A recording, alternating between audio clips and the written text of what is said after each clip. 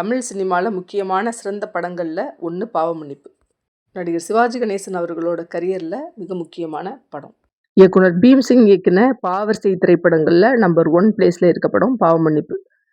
ஹிந்துவாக பிறந்து இஸ்லாமியராக வளர்க்கப்பட்டு ஒரு கிறிஸ்டின் பொண்ணை கல்யாணம் பண்ணுற ஒரு மனுஷனோட கதை தான் பாவமன்னிப்பு. இந்த பாவமன்னிப்பு படத்தோட திரைக்கதையை எழுதினது பிரபலமான நகைச்சுவை நடிகராக இருந்த ஜே.பி. சந்திரபாபு.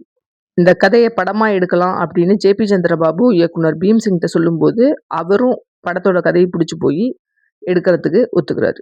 படத்தோட டைட்டில் அப்துல்லா அப்படிங்கிற பேரில் வச்சு தன்னோட புத்த பிக்சர்ஸ் சார்பில் இயக்குறாரு பீம்சிங். முதல்ல சந்திரபாபு ஹீரோவாக நடிக்க 2000 அடி படமாக்கப்படுது. ஆனால் எடுத்த வர படத்தை போட்டு பார்த்த பீம்சிங்க்கு படம் அவ்வளவா திருப்தியாக இல்லை. ஏன் அப்படின்னா கதையில் ஸ்ட்ராங்காக இருந்த அந்த இஸ்லாமியர் கேரக்டரை தாங்கி சந்திரபாபுவால் நடிக்க முடியல. கதையோட சீரியஸ்னஸ் போய் சந்திரபாபுவோட காமெடி ஃபேஸ் தான் மெஜாரிட்டியாக தெரியுது இயக்குனர் பீம்சிங்க்கு.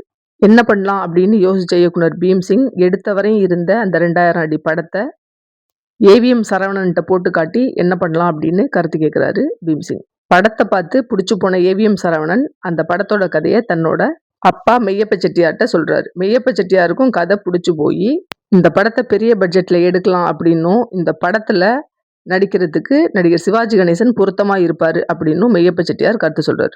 ஆனால் இயக்குனர் பீம்சிங் பெரிய பட்ஜெட் அப்படிங்கிறதுனால கொஞ்சம் தயங்குறாரு.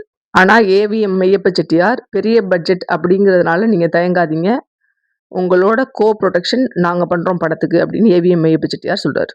சரின்னு பீம்சிங் படத்தோட டைட்டிலை பாவமன்னிப்பு அப்படிங்கிற பேரில் மாற்றி படத்தோட திரைக்கதையை திரும்ப எழுத ஆரம்பிக்கிறார். பீம்சிங் இயக்க சிவாஜி கணேசன், ஜெமினி கணேசன், தேவிகா, எம்.ஆர். ராதா, சாவித்ரி அப்படின்னு நிறைய நட்சத்திரங்கள் படத்தில் நடிச்சிட்டு இருந்தாங்க. அவங்க கூட நடிக்க நடிகர் ஜே.பி. சந்திரபாபுவை கூப்பிட்டப்ப என்னால் நடிக்க முடியாது அப்படின்னு சொல்லி அவர் மறுத்துடுறாரு. அதனால வந்த பிரச்சனையின் காரணமாக பாவமன்னிப்பு படத்தோட மூலக்கதை நடிகர் சந்திரபாபு அப்படின்னு போட்டிருந்த டைட்டில் கார்டையும் படத்துலேருந்து நீக்கிட்டாங்க. இந்த வீடியோ உங்களுக்கு பிடிச்சிருந்துச்சுன்னா லைக் பண்ணுங்கள், ஷேர் பண்ணுங்கள், சப்ஸ்கிரைப் பண்ணுங்கள், மறக்காமல் கமெண்ட் பாக்ஸில் கமெண்ட் பண்ணுங்கள். நன்றி.